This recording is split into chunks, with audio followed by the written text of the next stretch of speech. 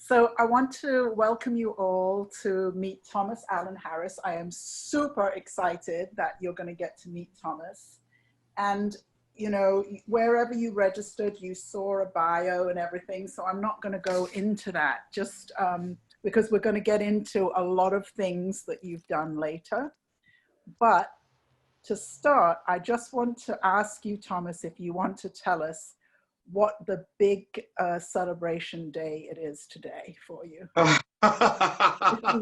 You're a wonderful interviewer. Thank you, Joanne. So today I am celebrating 23 years with my partner, Don Perry, who has also become he's my life partner.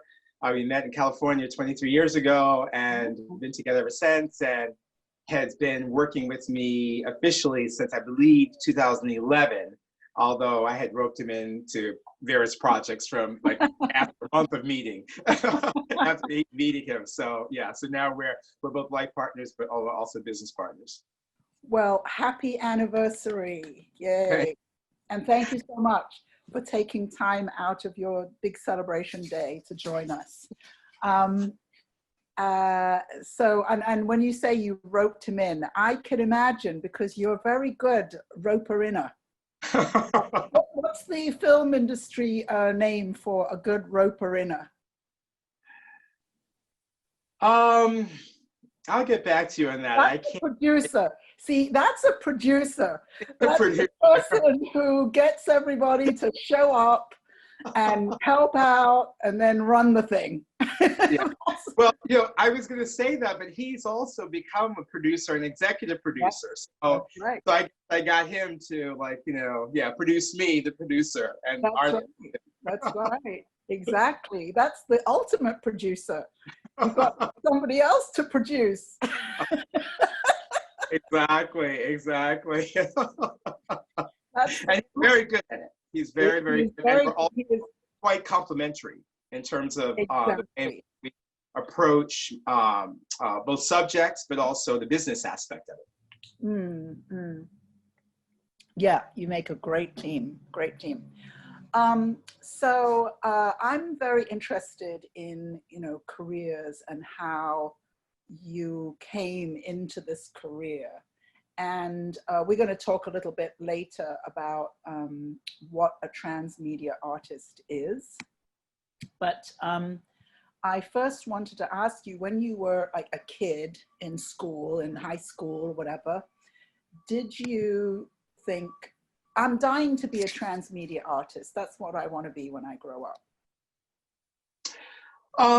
No, but I mean, there were hints of it. You know, I grew up partly in East Africa, in Tanzania.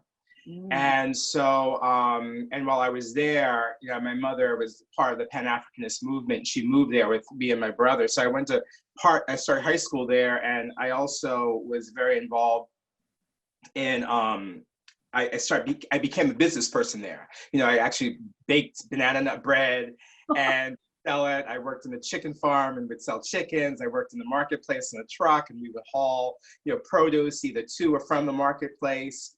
And so I got a chance to really spread my wings there and have a sense of, like, you know, what all that I could do and be. And then, but I focused on science when I came back. I went to Bronx High School of Science, and I went to Harvard and did, you know, biochemistry initially, and then biology. Biochemistry? Yeah. You know, my mom's a chemist, and so I grew up partly in the lab, and so I grew up with her and some of her colleagues. And it just came natural science comes natural to me. Yeah. And I have a facility with it. I think part of it is just the ability to conceive visually, you know, these elements of you know, let's say like formulas for organic chemistry, you know, three-dimensional, you know, people were having difficulty with organic chemistry. And I'm like, I see it all in my head, you know, these things together and the molecular structures. But it wasn't my passion. And so it took senior year in college when I realized that, you know, I could forgo doing an honors thesis and instead take writing courses and photography courses. And so I started out in these parallel tracks, and somehow I wanted to bring them together, and it would take a few more years and actually traveling to Paris to start working as a photographer and a photographer's assistant, and also a stylist. And I decided to actually, I fell in love with filmmaking there while learning French, the classic French, revival houses, and I speak French now. And I decided to come back and become a filmmaker. And I came back and got a job in working in television, children's television network. And I got in because of my science background. It was on a science and technology show for kids. Oh, wow. So, together, this blending of science and media, writing, research. I think the research aspect of science really helped my, the kinds of work I do, the research intensive kinds of work. And so that gives a sense of the, the work. The thread. Exactly. Yeah. And I'll just add one other thing, and that's in addition to my mom being a scientist, she was also an activist, as was my stepfather who raised me. He was from South Africa, and so he was part of the African National Congress. He had come to this country in '67 to help turn a local movement into a global movement, and that was the International Anti-Apartheid Movement. And so I actually watched this emergence of this movement, when people didn't know about Nelson Mandela and the work that they were doing, my parents were engaged in doing with their, huge community to, create Nelson Mandela as a figurehead in 1980 and then ignite the world, And so that kind of activist and community engagement work became part of the work I do as a filmmaker and socially engaged artist. So again, more blending, more of this sort of thread and weaving of all of these things together, right? Yeah. So when you were working at the Children's Television Network, did you already know that you wanted to create your own work at that time, or did you think, oh, I've made it, I'm in television now, this is my job? Where did you start to think I have my own vision? Yeah, I think that was kind of my film school, if you will. Like I learned, in terms of at that time, everyone was working exclusively in film, and working, between the directors, the whole process, the editing. So that was kind of my film school. And I always knew I wanted to make my own work. Initially I went in because I was interested in dramatic, feature filmmaking or, dramatic filmmaking. And so, I didn't know where to start, and in fact, things kicked off for me when I bought my first high-8 camera in 1991. And I met a filmmaker. I took a workshop at the Third World Newsreel. It was a workshop for filmmakers, and I was actually Third World Newsreel. Somebody Google that and put it in the chat, please. Yes, and they still have the workshops, and I happened to be in a workshop with Cara Mertes, who she was at POV, and we ended up working together at POV. She was the executive producer of 12 Disciples of Nelson Mandela. And then we were together again, Sundance, we worked together on Through a Lens Darkly, and then she was at Ford Foundation, and she ended up funding some of my projects, and we weren't close in the workshop, but later on we realized that we were in the same workshop together, and our relationship, because we kept ending up in the same place at the same time, we developed the relationship. Yes. So that's very interesting. I didn't realize you knew Cara Mertes is very significant because she runs the funding section of the Ford Foundation for filmmakers. So, yes. That's a long relationship to have, and that you began as filmmakers together. That's really nice. Mm-hmm. So you got your first high-8 camera. I started out with Super 8. What's the difference between high-8 and Super 8? Well, I just want to mention, Cara Mertes has actually moved beyond just films. She's actually doing an international program now.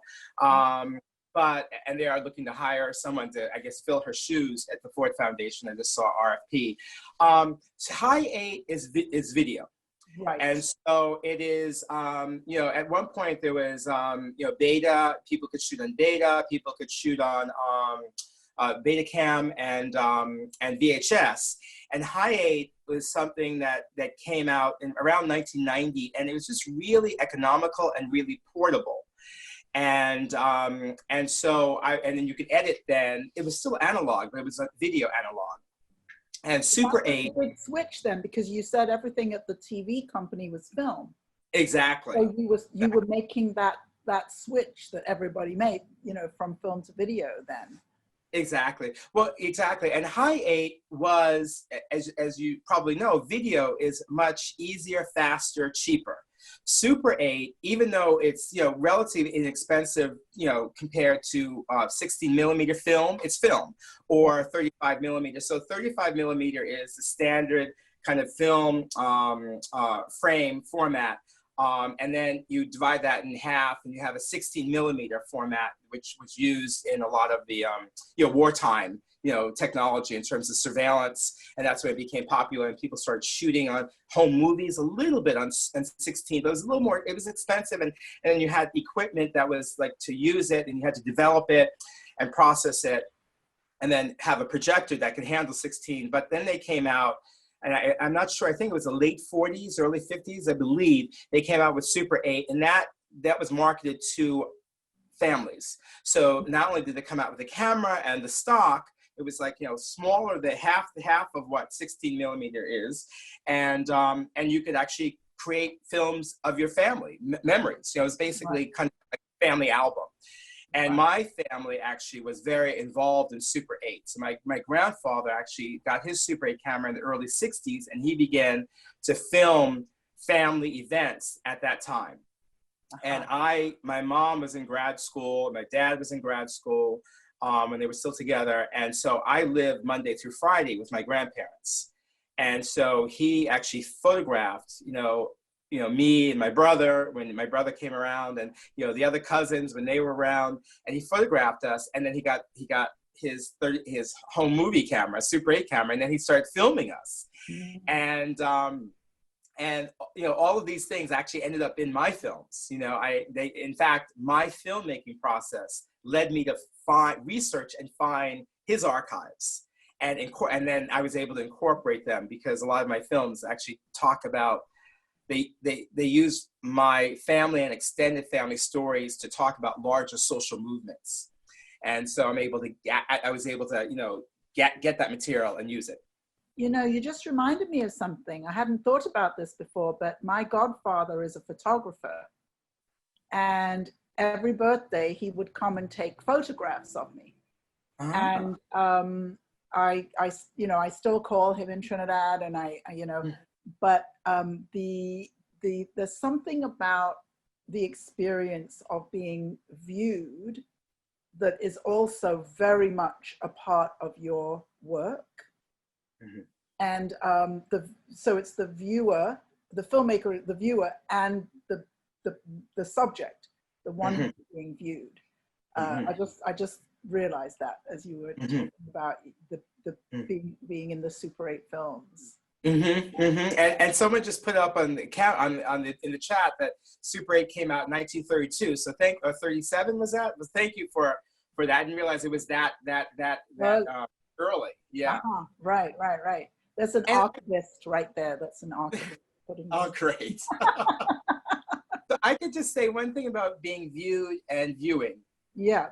That is actually two things. One is my grandfather's work in terms of filming us in many ways, and I suspect it's the same case with you, is that, you know, we were invisible in mainstream media. You know, we would turn the TV on in the 60s and 70s, you know, 60s particularly, and not see, you know, very, very, very rarely see a person of color. And so, you know, that kind of filming on the with Super 8, and then like every once in a while, you know, projecting it on the wall, allowed us to see ourselves, and to, like, you know, see ourselves in action, you know, and celebrate not only ourselves but our families. And that's one thing. And then when I came back from Europe, living in Europe after I graduated from college, I lived there for a year and a half. I applied to NYU Film School, and I got accepted. And but I got the job at CTW, Children's Television Workshop, at the same time, and I was a little bit, you know, reluctant to go to film school and get into the debt when I wasn't sure there was an audience for my work. Like, you know, who would want to see, you know, at that time, you know, Blackness, you know, Black film was constructed, you know, it was around the same time Spike Lee, you know, came out, and it was really kind of like looking at Blackness in a kind of very national kind of perspective, as opposed to a diasporic narrative, which is what my experience was. And then also, you know, that international, very international, yeah. Exactly, and that's what the digital age has opened up for us. You know, real, like, everyone to have access to an international kind of filmmaking experience, you know, and I think that immigrants certainly can, you know, have that appreciation, you know, to America and elsewhere. But I wasn't sure that I would be able to find a market, you know, and so in some ways, the films I made after that decision were about kind of creating a kind of identity for myself and people who were in similar kinds of situations, people who were, you know, did have a diasporic perspective in terms of their narrative, but also who were also queer, you know, because I was out, you know, in college, at the end of college, I was, you know, fully out, definitely in Europe. And, you know, when I came back as well. And so, like, you know, and at that time you had the beginnings of LGBT festivals. And I became very active in that, in terms of creating and looking and developing a market, you know, through panels, through showing our work, curating, and all that stuff. So all that stuff was in the 90s, you know, especially around Black, you know, diasporic queer folks. Yes, yes. That's also when we started our cinema, was in 1990. And we really showed a lot of LGBT work. And it was a sort of coming across from the art world, you know, art with a capital A, and then watching the transition. I feel as though Derek Jarman, for me, was a transition, like from the art to a more mainstream audience, you know, not that mainstream, but, you know, more mainstream than that very experimental art world. So what happened? What brought you to making your first feature? Wow. So I did go to art school. I went to the Whitney Independent Study Program. I ended up doing that instead. I worked my way up to. You didn't go to NYU? No, I didn't go to NYU. Oh. Right after CTW ended my contract there, I then I started working as associate producer on a public affairs show, and then I was hired as a producer on a couple of shows at WNET, Channel 13 in New York. And so I worked my way up, and I got Emmy nominations for the work I did. And then I started working on a short film, and that short film got a lot of attention. And it got me accepted into the Whitney Museum of American Art Independent Study Program. And it was during that time, you know, it was also very, you know, that was at the height of the AIDS awareness and, you know, ACT UP. And so I was involved in a way with that, in terms of the work I was doing in television. I would put activists on television and make sure that, you know, people, like LGBT representation was there, you know, in these shows that would be broadcast both in New York and also nationally. And so that work that I did really kind of thrust me into wanting to claim my own voice. And so I made a short film about gender, and I was in the film. I performed in it, but, you know, it wasn't exclusively about me. It was a little bit mythic. It's called Splash. And then I made another short film while I was at the Whitney called Black Body. It's a performance film. And at the same time, my brother had become HIV positive.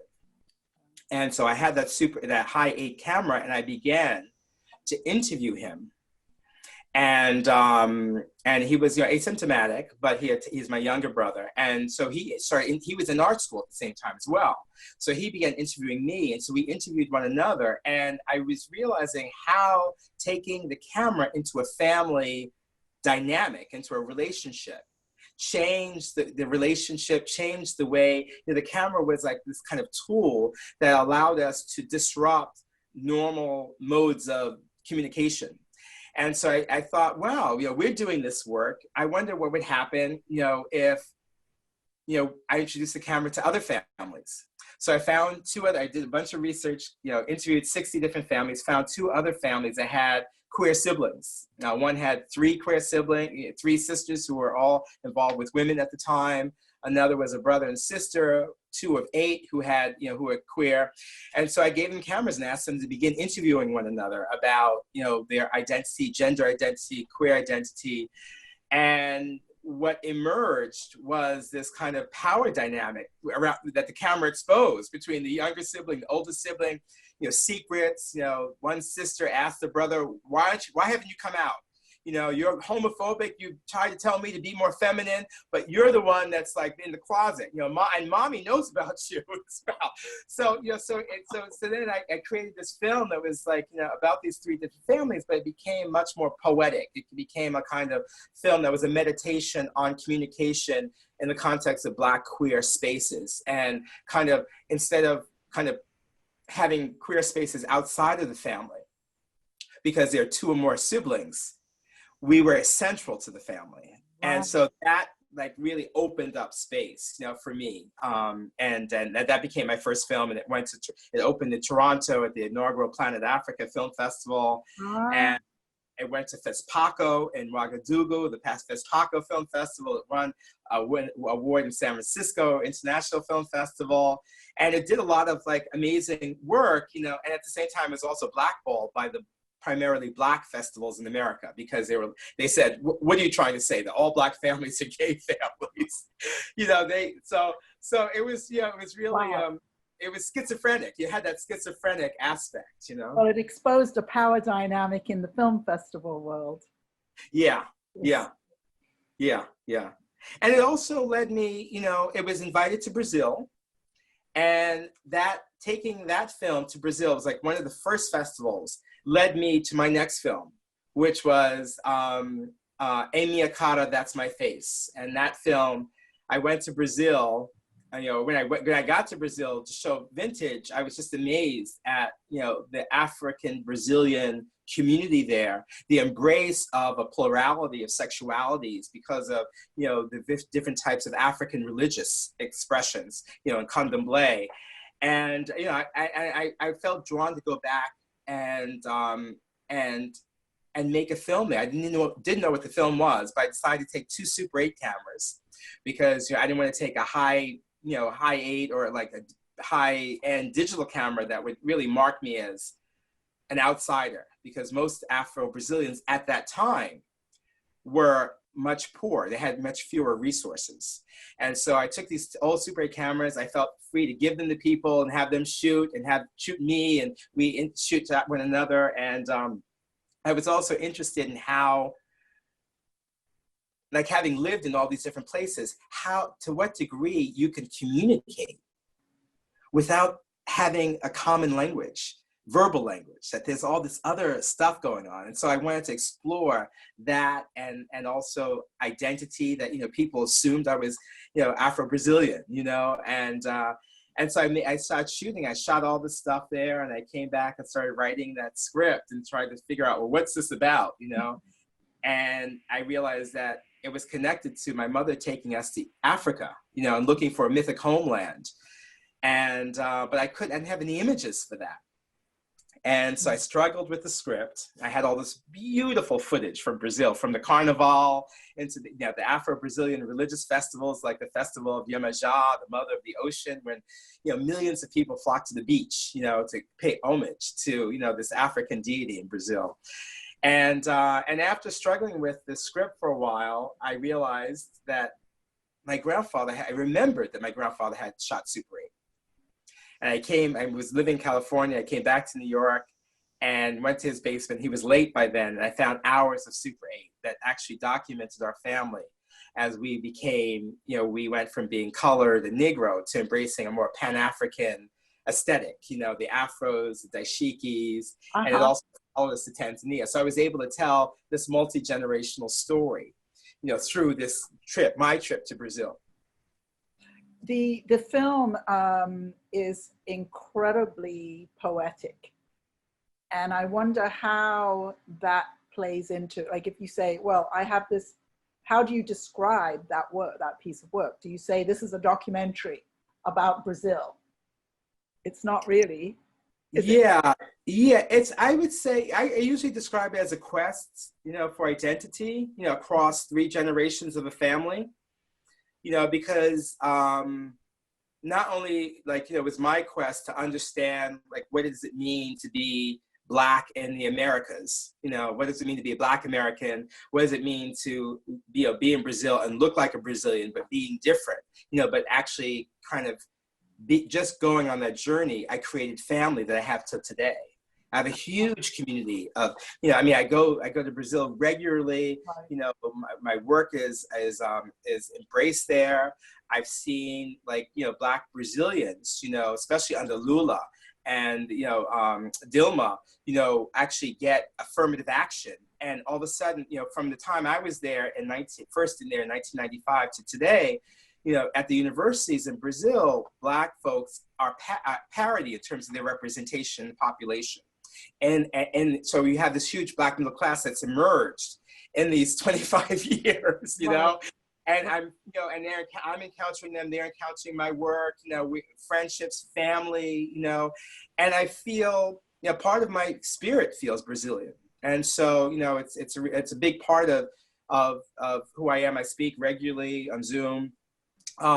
So it's like, you know, so it's a spiritual journey. My mom went to Tanzania looking for a mythic homeland. She realized when we got there that homeland, you know, didn't exist, you know, that we are indeed American, but because we went to Tanzania and we had that experience, we came back, we were something else, you know, we became part of this, enjoyed the network, you know, and then I also found in my grandfather's footage, he would, when African liberations came on TV, he would grab a Super 8 camera in the 60s and film off the TV screen. So he, in his imagination, in his kind of, you know, he never went to Africa, but he always desired to go. So I was able to actually tell his story. And fortunately, before he died, I had interviewed him, even way before I found that footage. I had interviewed him with my first interview with my high-8 camera was the interview with my grandfather. And that interview made its way into a couple of different films and actually inspired my mom to write a book as well. So in terms of how I describe that film and how I describe my practice, you know, it is, they're kind of, I think they're more aligned with, let's say, like European, you know, avant-garde filmmakers, or, you know, some African avant-garde filmmakers in terms of making these memoir-based kinds of films. And I've been lucky to be able to frame the film to get funding, you know, in the United States, you know, which is no mean feat, you know, to make these kinds of journey. What is the secret, Thomas? I'm sure everybody wants to know. What is the secret to getting the funding for your work? Well, starting with Vintage, I got funding primarily. I got funding through. I was on faculty at the University of California, which I got after I went to art school. I got recruited by them and got a more permanent job. I got funding there. I got LGBT funding, which was just emerging, and then I used the school's resources to actually make the film. Same in terms of Amy Akata.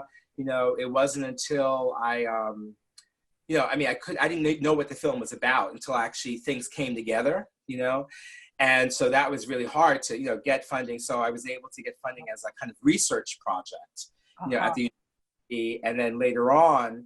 I got some Ford funding from I came and showed some of the material to John Santos, who was then, the head of film funding at the Ford Foundation in 1999. He was like blown away by the footage. It was edited footage, but by the footage. And especially like my grandfather's shooting of the African liberation movements, that meta narrative, you know, and so he gave me my first major grant, and that was $75,000. Wow. And with that, I was able to take time off of, take a sabbatical from my teaching and begin working. I hired Emir Lewis, who was an editor, great editor, and we began working in New York. And I moved from California to New York. I, then was interviewing, more people. I had, a Brazilian community. I shot everything silent on that film, so I had to actually go back and, get actors to voiceover, and then I had to go back to Brazil and get some other real characters to do voiceover who could speak English, and so that's when I got that first grant, and that was a big validation, that major grant from the Ford Foundation. And then I took that film to different festivals. I was very lucky at the time. The film premiered at the Toronto International Film Festival, and then it went to Sundance, and then, or did it?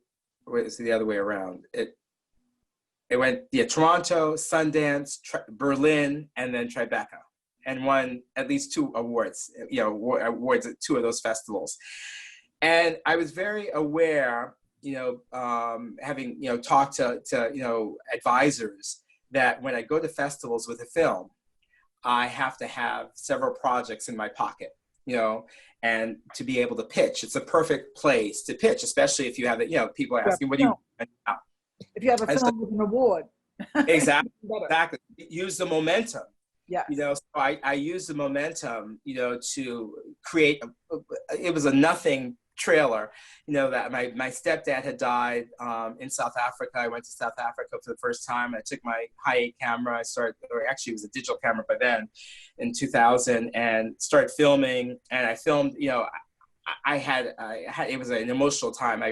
He was my stepdad, and I always had a difficult relationship with him. But when I got there, I realized that, my head said he was my stepfather, but my heart, told me the truth, that he was my dad, and so I had a kind of a breakdown. And in South Africa, Black South Africa, culturally, there's no such thing as step.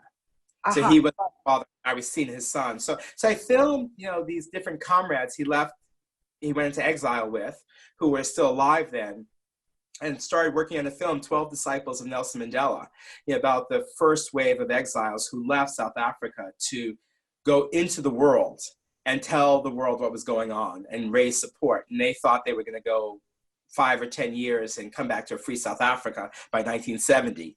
They couldn't come back for 30 years. And so I began to understand this. And so I pitched that while I was, with the success of Amy Akata, and started getting small grants, and my mom was also working in the government, so we knew a lot of people, and, my dad was connected. So, there wasn't that much earlier after South Africa became free, there wasn't that much information about these exiles, about South African Black history in the schools yet. And so I got some money from the South African government, about $30,000. And I got some money from the National Black Programming Consortium, which is which had denied me up until then, but they gave me money, and then I reached out to some non-traditional funders that I developed relationships with, and I got $7,000 here, so I cobbled together some money, and in South Africa that money goes a long way. Because the exchange rate was so high then, that I was able to actually get together an amazing crew of people and shoot the film on Super 16.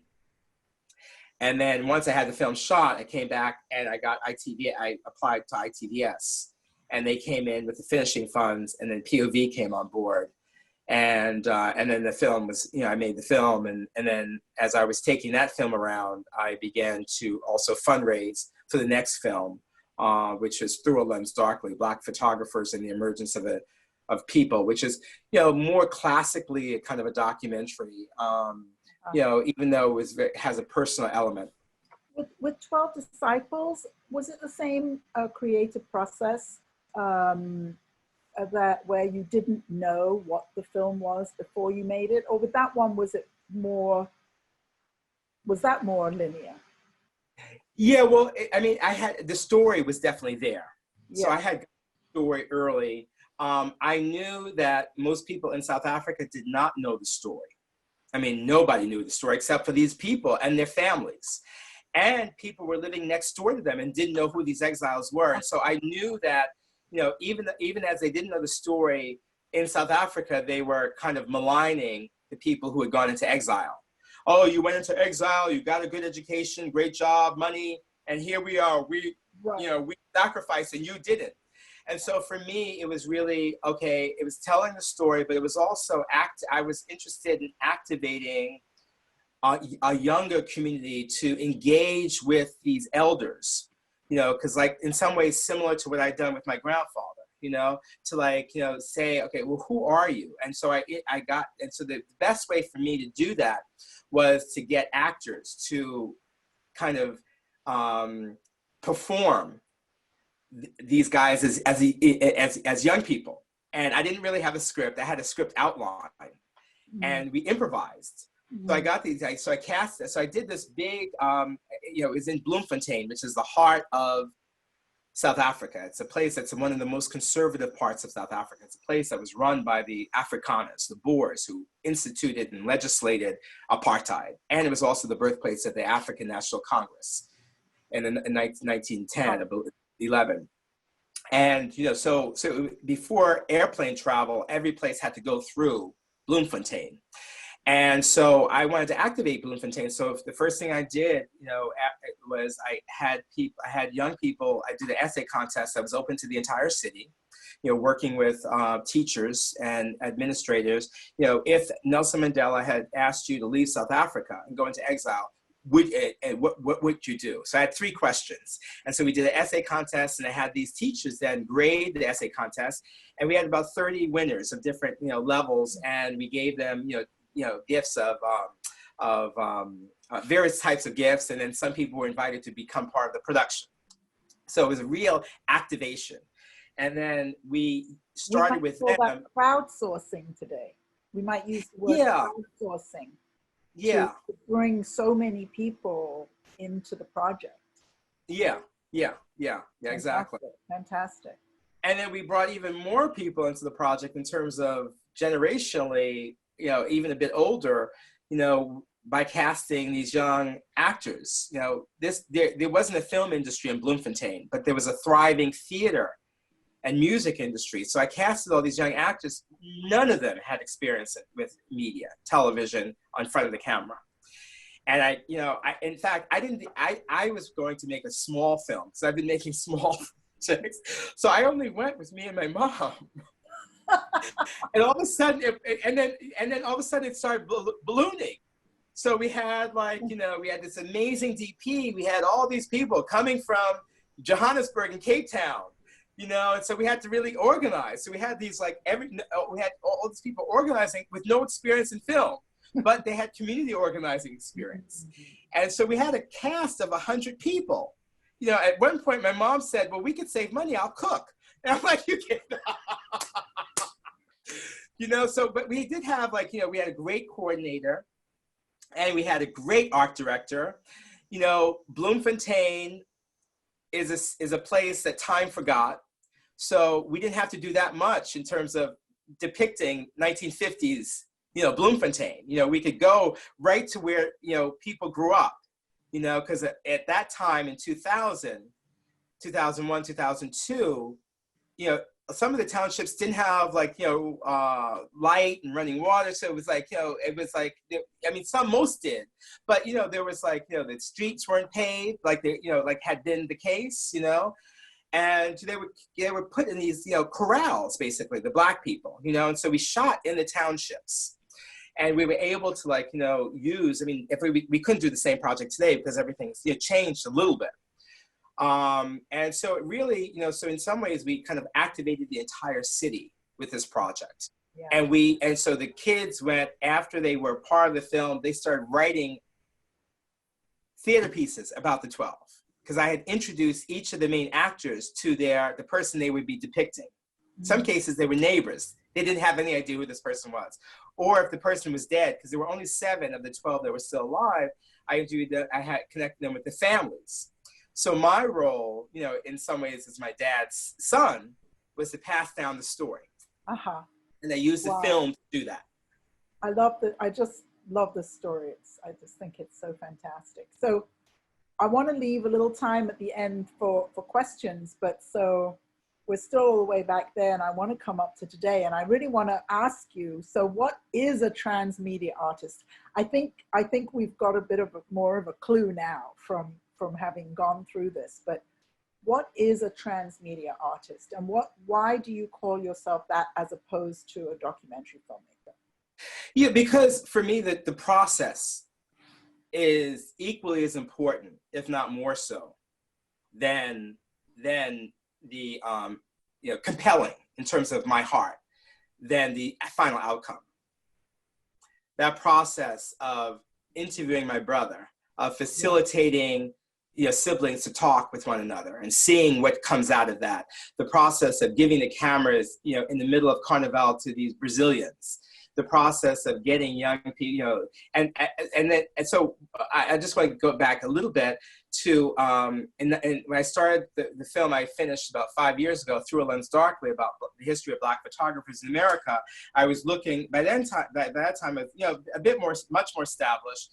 And so I got invitations to present the film, the project, to various international forums in Canada, in France, Sunny Side of the Dock, I believe was mentioned by Peter last week. And I took the project there, and what I saw in these international forums was this focus on transmedia. And it was like, that was the thing. And I was like, that's what I do. That's what I do. And so I was like, well, what does it mean now to actually take this kind of more linear narrative of the history of America through the lens of Black photographers, right, and turn that into, and what is the transmedia aspect? And I realized that for me, that was creating, I wanted to create a transmedia project alongside that. And part of it was emerging the kind of people's archives. This is at a time when most people did not have any of this stuff digitized, so back 2008. And so I started doing this kind of parallel production where I would do this touring road show and have people come and share their photographs with me. Initially, it was going to be an online version. We started marketing it. We created it at BAVAC when they were doing this new media producers forum. Shout out BAVAC in San Francisco. So it started in San Francisco. So then it started a life of its own. We started getting people asking us to do the live versions of it. And all of a sudden, we were going around the country. We've been to 70 different cities around the country. We've amassed an archive of 50,000 images. And I've interviewed now, over 4,000 people about their family photographic archives. And that, created a project called Digital Diaspora Family Reunion. Out of that, it changed the shape of the film itself. Through a Lens Darkly, it became more about the family album and thinking about America as a family album. What does that mean? And it also, after I finished that film, I continued to do the Digital Diaspora Project, and it led to a television series, which I just created with Don and several other folks, and called Family Pictures USA. And we got, it was a I believe, just under $3 million for the pilot, and a 3-hour pilot, that also involved a lot of community outreach, but also a lot of short pieces, modules, which we're putting up on Instagram TV. So please follow us on Family Pictures USA on Instagram, and also LinkedIn. We're putting up material. Yes. And creating a digital series as we formulate season 2. And so it became, out of that became a larger kind of project. And so that is, for me, what I want to do with that project, the idea is how do we begin to integrate our family albums in America, so that we begin to see one another, as connected to family, as opposed to these entrenched racialized stereotypes, which allow for people to, be killed on the street, not be seen as human, that go way back into the DNA of this country, whether it's Native Americans or African Americans or Asia. How do we begin to, celebrate our diversity using the family photograph, and both in terms of this TV show, but also digitally, and also, in other kinds of artistic ways, socially engaged, artistic and public art kinds of ways. And so that is the project I'm working on now, in addition to feature narrative film, and also a number of other projects that are coming out of our production company. A lot, too much to go into, but it's really great to hear the through line and how all the threads come together. And one thing I know I've said this to you before, this idea of the photo album, that there's America, I guess the whole world, but there's the people bring their photos, and then we become family through the process of your work. We become family. Like if we decided to do a community roadshow here today, we would all bring a photo, and you would have us tell a story of our photograph, and by the end of it, we would be family. You know what, Thomas? I think we should do that. I'd love to. I'd be very happy to come back. We'll have a Zoom family album. I think that would be great. I'd love to, I'm part of this group, so I would love to, show you a little bit of what we do, and celebrate one another in that way, and our stories. Telling stories. Well, thank you so much. I do want to open it up to questions if anybody has any questions. I keep looking and seeing a lot of very serious faces. Everybody's very serious. Amy has a question. Hi, Thomas. It's so nice to see you. Thanks for doing this. I have if possible. A lot of my work falls into the adventure film world, for better or for worse. I like to tell stories about people and cultures, but a lot of times it's in the outdoor space. Mm-hmm. I just binged on a bunch of mountain films that were screening online last weekend. And I've noticed that there's been a shift. There are a lot of white men in the space, and a lot of them are starting to tell stories of other groups of people, which is great. But I found myself getting frustrated with all of these Q&As afterwards of these guys telling other people's stories. So I just wanted to say I really appreciated hearing how you have, like, a lot of your career has been empowering other people. And I'm just curious if you have any thoughts on how we make decisions to step into another culture, another group of people, and tell their stories. Because, I want to be careful with my judgments too, because I am in a lot of ways doing the same things. Yeah, I could say, are you done? Sorry, you want to continue? Were you continuing? No, yeah, go ahead, please. Okay. Yeah, I was part of a group that was actually a conference that was at MIT. It's called Co-Creation, and there was there's a movement around bringing people together who have different kinds of wealths and different things to add to the pot, and rather than see the people we're working with as just subjects, we might also see them as collaborators, and how do we collaborate, and to have a certain sense of transparency around that and look for successful models of collaboration, and I think that's really important, to be able to share, like I've always had an open edit room.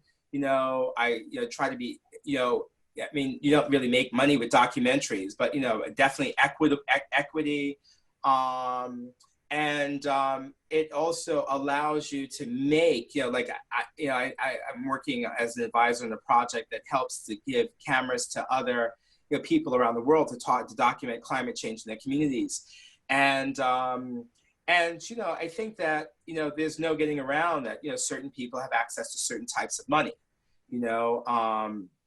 particularly like people who have traditionally have the power in America, white male, white men who have of a certain class, and connections, and so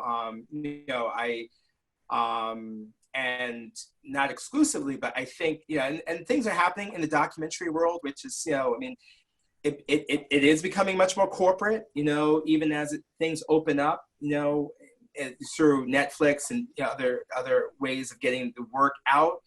There is, it feels like there's an entrenchment, but I think that, you know, it's important to continue doing the work, not waiting for funding to do the work, to figure out ways to create work, you know, with where we are now.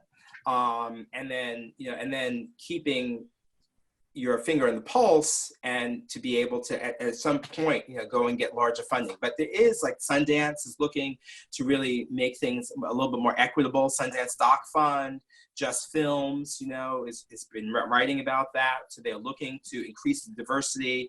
Firelight Media is another program for, you know, women and, you know, people of color who might not have access, as much access, I should say. And so, you know, and even people who are, you know, part of, you know, quote unquote majority, and, you know, and might have a little bit more access than, you know, others, you know, I think it's important to really kind of think about a plurality of voices informing the film, you know, rather than this is, you know, a singular, you know, the tension between those two. Because I mean, you know, when I make films, ultimately, you know, I have final cut, you know, in the films I make that I finance.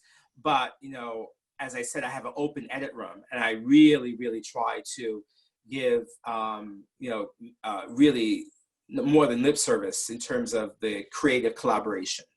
You know, and I'm also, you know, on advisory boards around that. So that's a specialty, you know, and I also open to learning more around it in the new spaces, you know. Nice. Sabra, did you have a question? I'm just looking for hands, so I saw my hand move a little bit. So I actually, sorry, were you going to say something? No.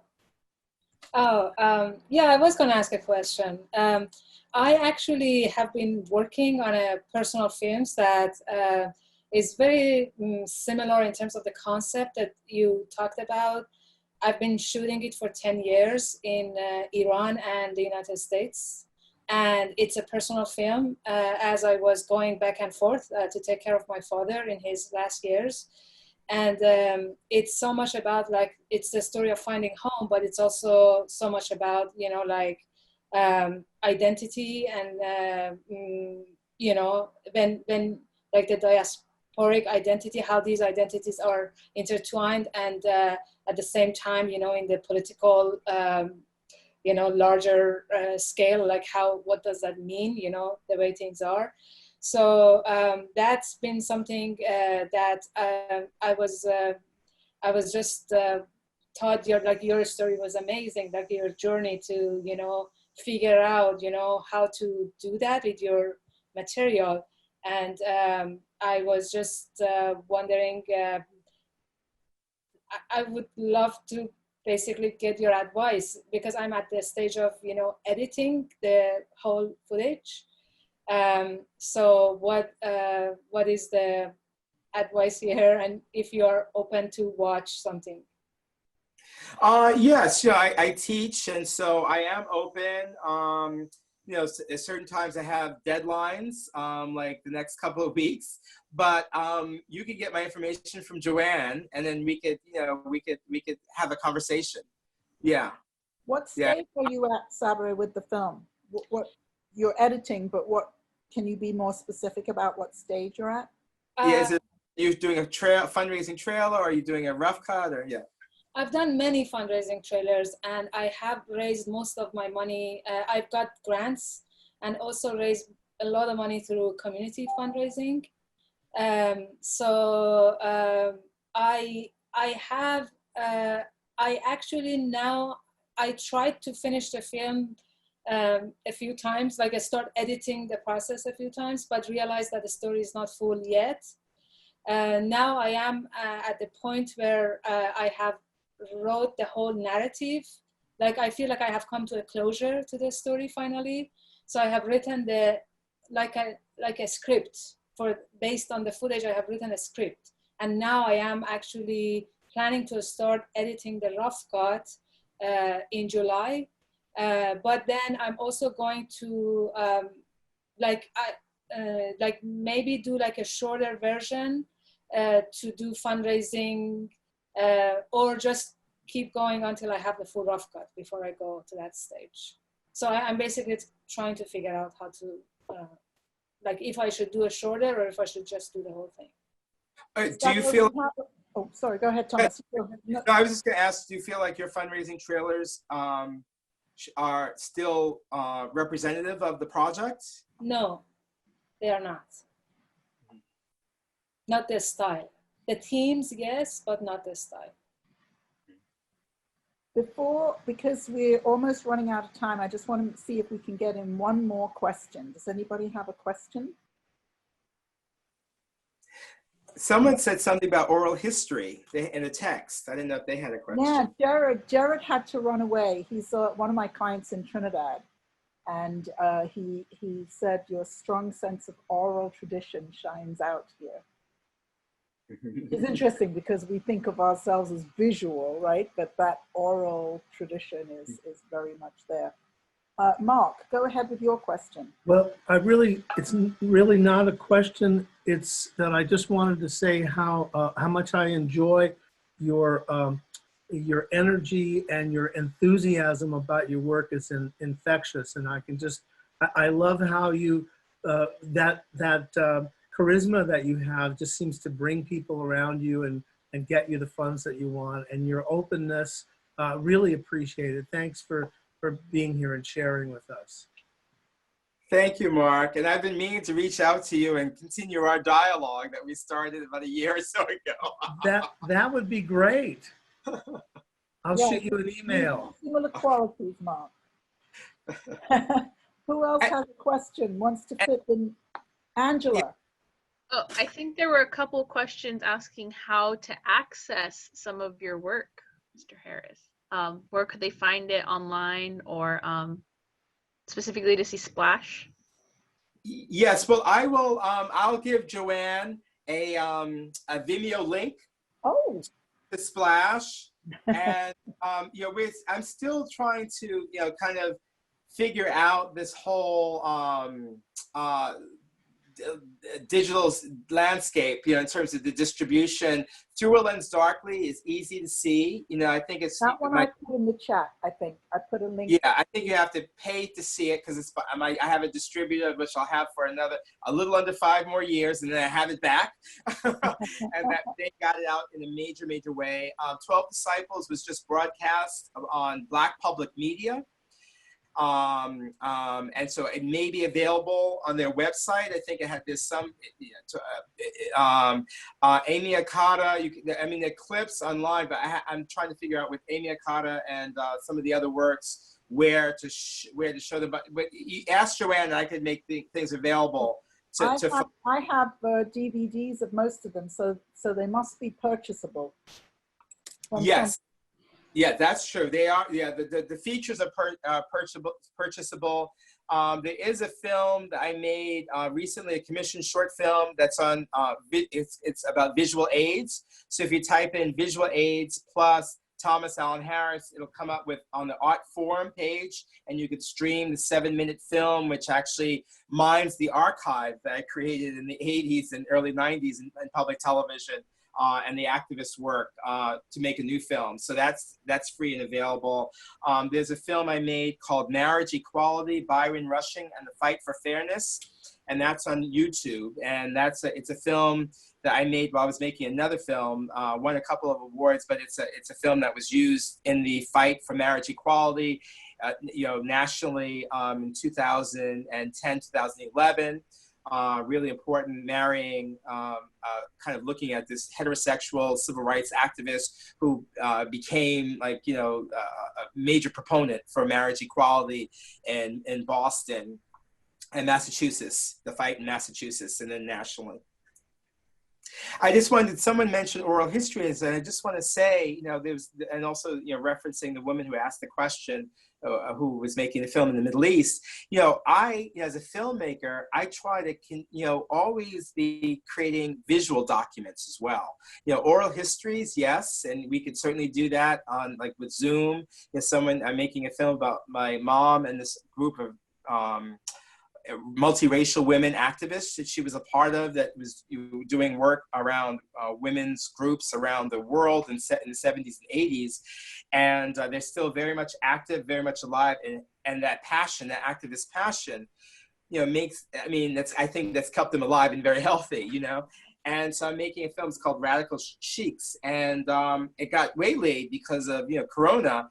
But, someone just suggested to me, well, start Zooming those interviews with them, and it reminded me that, like throughout my life, with people that are close to me or communities, that I've tried to, really take my still camera or, video camera, sometimes Super 8 still, and make these recordings of these moments, because I never know when I'll be able to, I'm creating my own archive.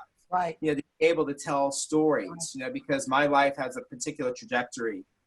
And then the last thing I'll just say, before I turn it back to Joanne, is that I am also writing a book about this idea of creative collaboration in film, and how the evolution of this across the different works, and including various writings, that I did, and curations, et cetera, et cetera. So if people are interested in reading drafts as we move forward, other filmmakers, because I feel like we don't really have the access to that in film, like to be able to understand how one's personal trajectory informs, or could more fully inform, their creative process. I suspect we'll have some volunteers for that, Thomas. Well, thank you so much. It's always a pleasure, always a pleasure. And I always learn more about your work. And I really loved hearing today the marriage between activism and art. That just really came across today, and it's very powerful, because I think so many filmmakers come to film for that purpose, to make a statement, to build community, to make change happen. And yeah, you're really doing it in an amazing way. So thank you so much. Thank you. Thank you. Thank you, Joanne, for this opportunity. It's so much fun. And the great work we're doing together. I'm, really, so delighted to be in your sphere. Thank you. Thank you. Mutual.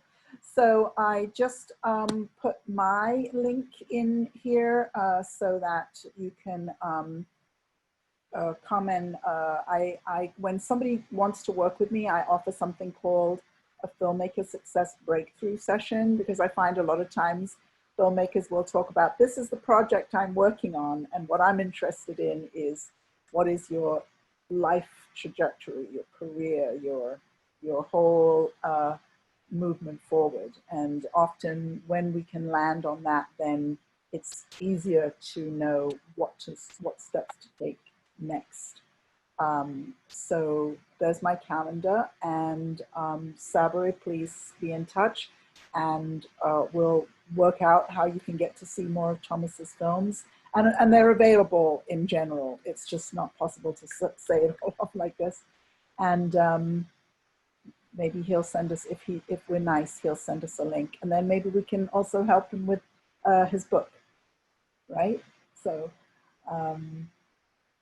I look forward to next week. I'm interviewing Brian Benson, a very old friend of mine and a fabulous film producer. And this weekend I'm moving, so I'll be like this by next week. Does anybody, good luck with that. Thank you. I've got help. Let me tell you. Does anybody just want to say anything before we go? Happy anniversary to Thomas and Don. Thank you. Everyone's very quiet today. Yeah, well, thank you, though. It was absolutely well wonderful. behaved. Thank you, Diane. Thank you. It was it was so fantastic. And as Mark said, I second what he said. It's so inspiring to hear you talk about your work. And I love, I mean, obviously, you know what Joanne was talking about in terms of so many filmmakers that I know come to it because of the fact that they're activists. And I just, yeah, you have an amazing story. So thank you for sharing that with us this morning. Thank you. And I for one was very moved by the entire process. You know, when you were talking about, you know, you didn't capture, because I was thinking about when you were doing those things in Brazil about the sound, and you said, you have to go back to get the sound from the hi-hat to record the sound and do those things and the actors, and I'm very much aware of the process, and I hear it comes through your storytelling, and I'm like, okay, you're a guy that could sell your own stuff just by, you know, just talking about your process alone. So I could really understand when you even label yourself as a transmedia, you know, as opposed to documentary, because of the process. And I just loved hearing it. It's really testimonial. Jonathan and I have had many conversations about the term documentary. Jonathan's not crazy about the term documentary. Mm-hmm. He doesn't like to be in a box. Mm-hmm. Mm-hmm.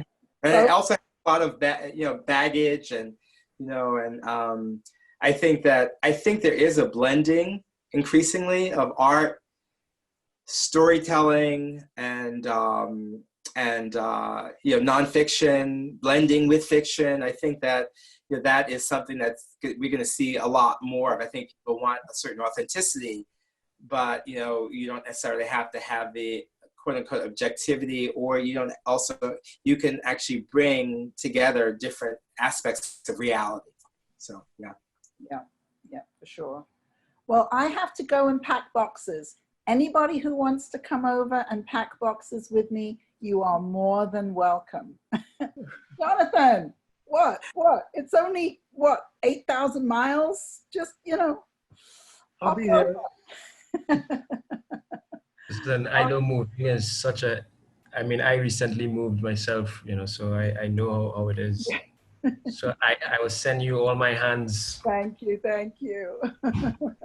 Yeah, and thank you, Joanne. Take care, and thank you for everybody. Okay. Wish Dawn a happy anniversary from me. I will. You should have, Dawn would be great to have on your show. Yes.